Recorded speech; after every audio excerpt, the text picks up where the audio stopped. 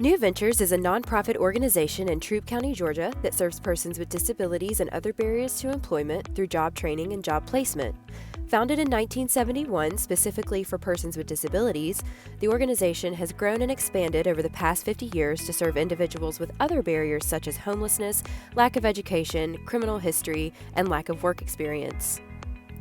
On-the-job training opportunities at New Ventures are made possible through partnerships with local companies that understand the value of supporting our mission. Manufacturing partners outsource special projects for trainees to work on in our warehouse.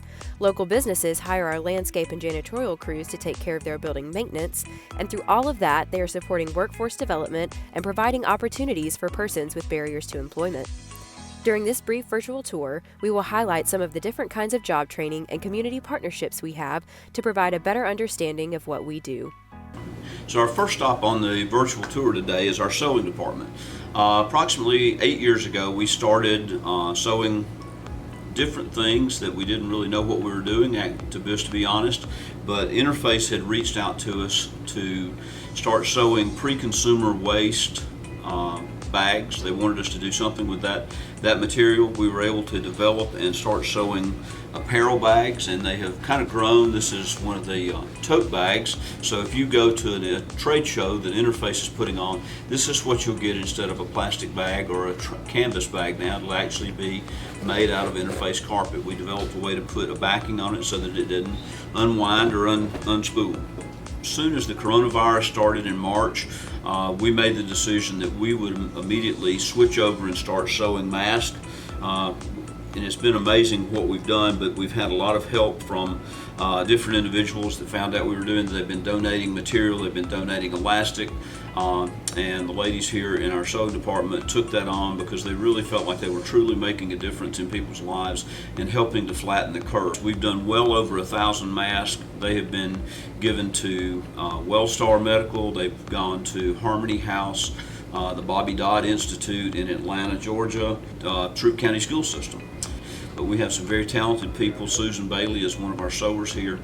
She's been with us for 6 years, and we come up with a lot of odd requests sometimes on designs, but she enjoys making those designs and coming up with ways to do those things. We're now in the GEPS division of New Ventures, which stands for Georgia Enterprises for Products and Services.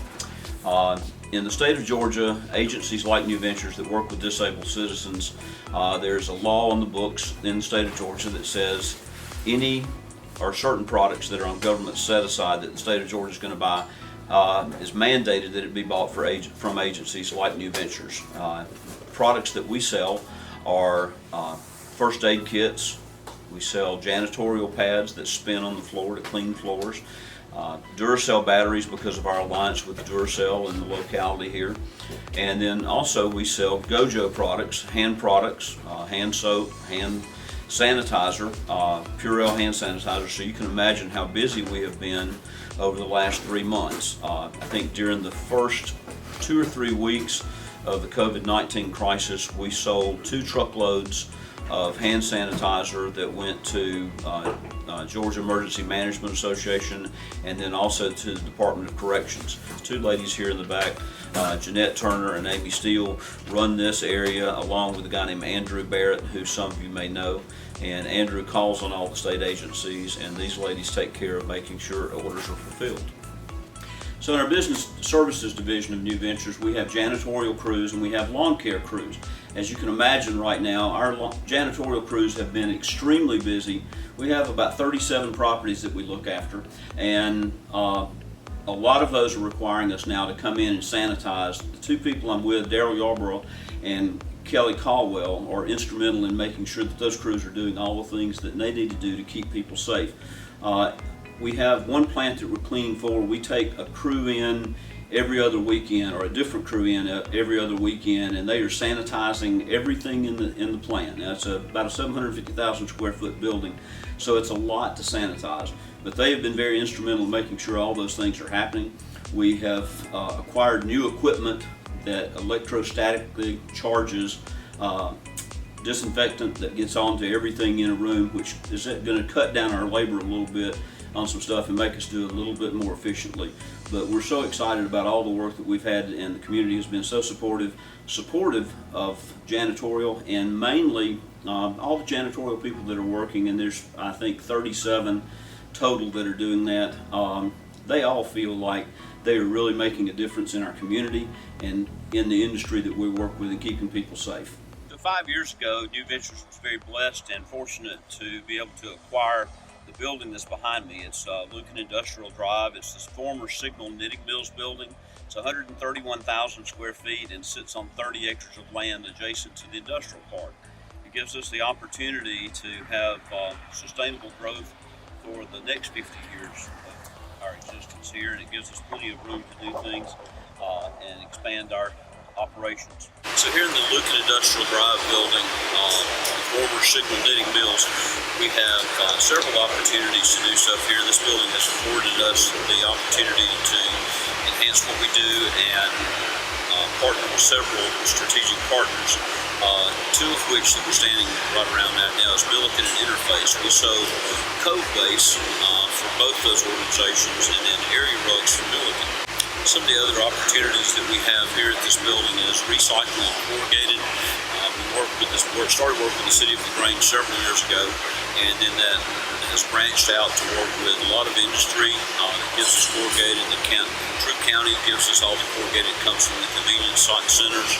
It does two things. It keeps corrugated out of the landfill, and it also is a way for industry to invest back in training without having to have a line item there for training and give to New Ventures. So it makes sure we're earning every dollar we get. We also recycle nylon 6 and 6/6 yarn in this location. Textile industry gives us the yarn. We're able to take it off skinners or small rolls off the reels and take them and sell it back to yarn manufacturers that melt it back down and pelletize it and remanufacture it back into yarn again. So we're standing inside what is known as the Phoenix South Wing. It's a model home that mirrors the same apartments that are in the Phoenix Landing that's just been built near the LaGrange Housing Authority. We were able to partner with, thankful for the partnership with the LaGrange Housing Authority and Zsa Zsa Hurd last year to build this. Our partnership with the LaGrange Troup County Homeless Coalition is why this was built here. So we will use this at some point in the future now as maybe a transitional house or transitional apartments for someone that's transitioning out of homelessness into a housed unit. So we're standing inside the sleeping room, which is part of the LaGrange Troup County Homeless Coalition's warming center that New Ventures has been fortunate enough to house for the last 4 years.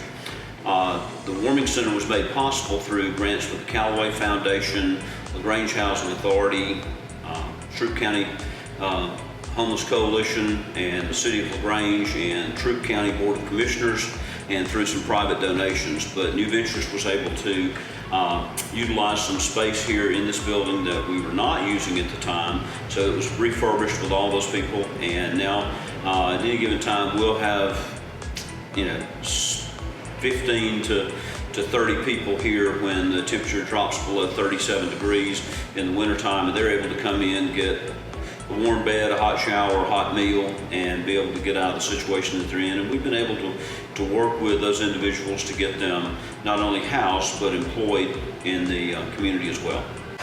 Our goal in the next 12 months is to move all of our operations from the Fort Drive location, where we've been since 1971, to this location. It's not easy to, as a not-for-profit, to bite off all that at one time, but we're in the process, and we have a lot of different projects going on here. There's still some growing and some renovation to do.